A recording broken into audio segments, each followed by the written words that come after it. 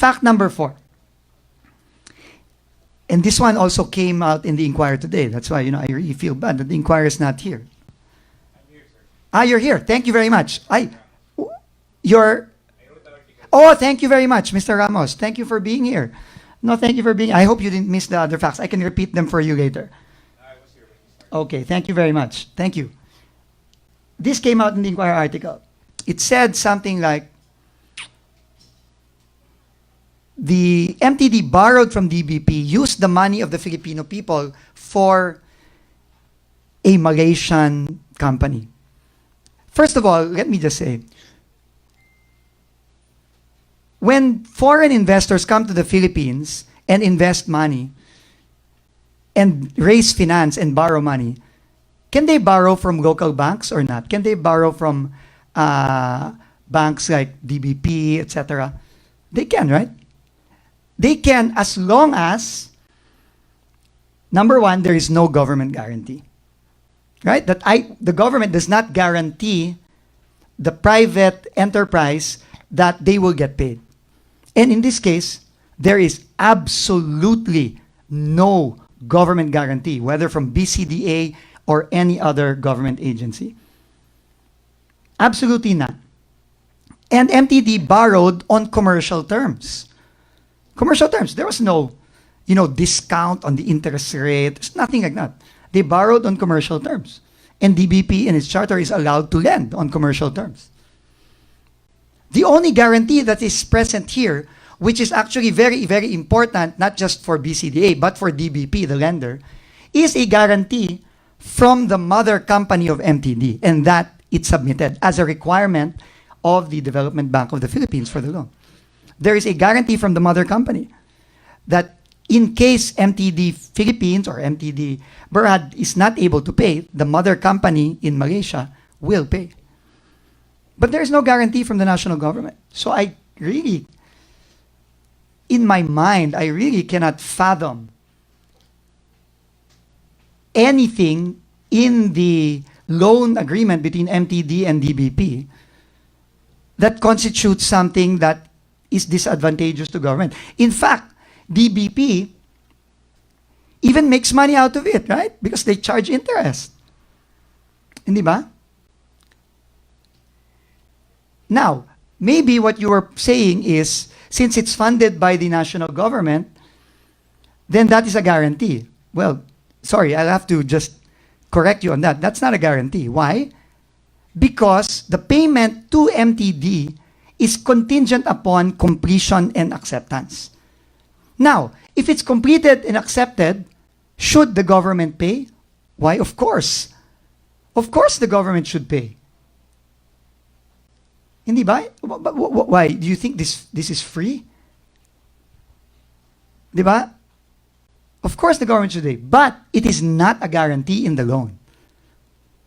There is no such guarantee. I just want to keep on hammering that, because I really take offense at the Inquirer article, Marlon. No, I know you have sources.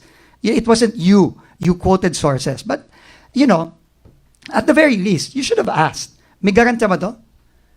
Ginaranti ba to ng national government na kung hindi na kailangan bayaran? And you would have found out very easily na wala. No? Pero wala eh. So walang ganun sa article. So I'm pointing that out right now. Finally, fact number 5. The OGCC, and I will ask Justice Vega to speak more about this, never gave an unfavorable opinion. If you read the OGCC January 30 opinion, and you read the dispositive portion at the end, they never said BCDA don't sign. Mali yan. No. What OGCC did was it gave its comments and suggestions, to which BCDA, with the help of its advisors through the Asian Development Bank, addressed and clarified in letters succeeding.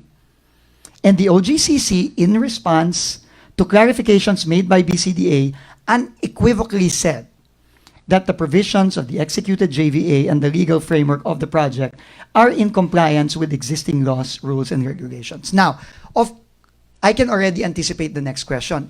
Eh sir, bakit nyo pinirmahan? Bakit hindi nyo hinintay na lumabas yung final OGCC clarification nung, I think it was in October? Two reasons. Number one, BCDA, through its own lawyers and legal counsel, believed, I will emphasize the word, believed, that we already addressed the concerns of the OGCC in the final JVA that was signed in February of 2018. And in response to this, BCDA made the decision, its business decision, which by the way, is also empowered to do under its corporate charter, and even the OGCC acknowledges that. If you look at the dispositive portion of the OGCC opinion, it says that BCDA can give due course to this. And the second reason is very simple. Very simple. We were told that we needed to build facilities that we would need for the Southeast Asian Games. Remember, the proponent submitted a proposal without those sports facilities to be built. It was BCDA who said, we need those sports facilities to be part of this because we will be hosting the 2019 Southeast Asian Games and we need those facilities post-haste. This was 2017 and then 2018. You know how long it takes to construct a 20,000-seater stadium? You know, when the Japanese representatives from the Japanese government visited the New Clark City Stadium earlier this year, they are amazed at the speed and the quality of the work because they were themselves building their own stadium. And you know what the Japanese officials told us? You know, we should have hired you guys to build our stadium because it's still not finished and we're having some we're having some issues with the timeline. It's not easy to our friends in the media to build these facilities, let alone build certified facilities.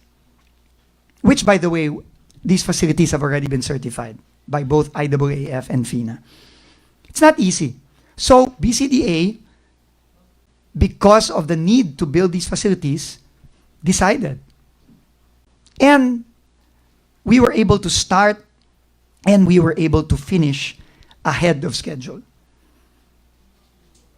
It was a business decision on the part of BCDA. However, after the clarifications were made, OGCC said, BCDA, tama yung ginawa nyo.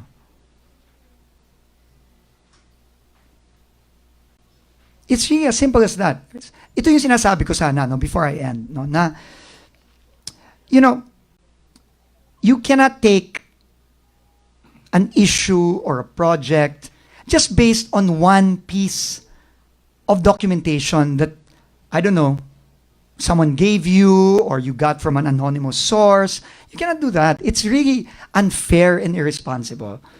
You have to understand the entire structure, the entire process by which this was done. And that's really what, you know, what I'm frustrated about. No?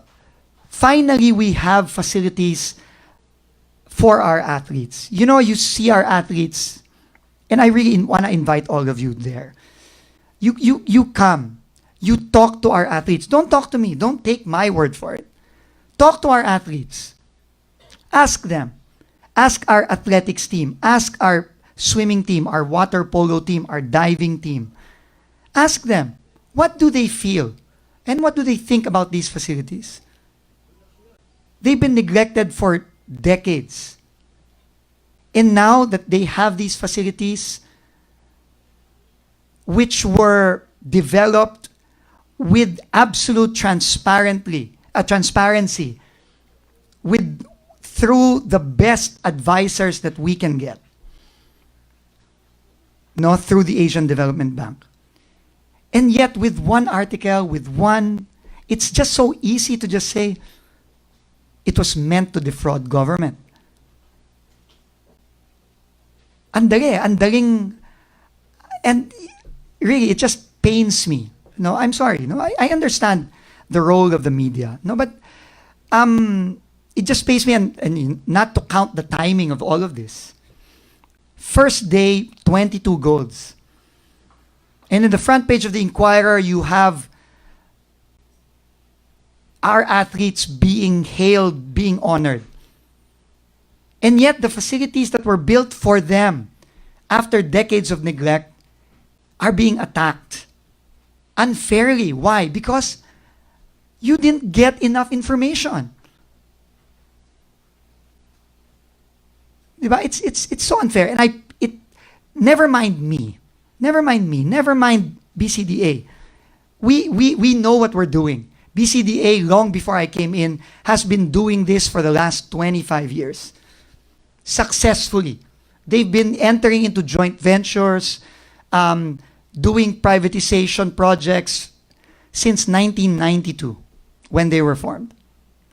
Never mind BCDA. Never mind me, personally. But the effect on our athletes, the effect on our people who are there, yesterday I was there, last night with Secretary Berna Romulo. There were so many people coming all the way from Pangasinan, Metro Manila, Bulacan, everywhere, just to see the facilities. And all they could say was, wow, finally, meron tayong ganito.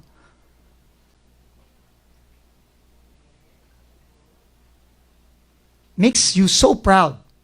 Especially when Singaporeans, Malaysians, Thais, Indonesians, they tell the athletes, your facilities are fantastic.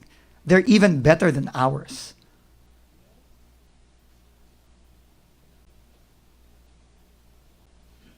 So, this is the reason why I'm here today. I really didn't want to, between you and me. I wanted to do this after the games. But I felt it was incumbent on BCDA to respond to this now.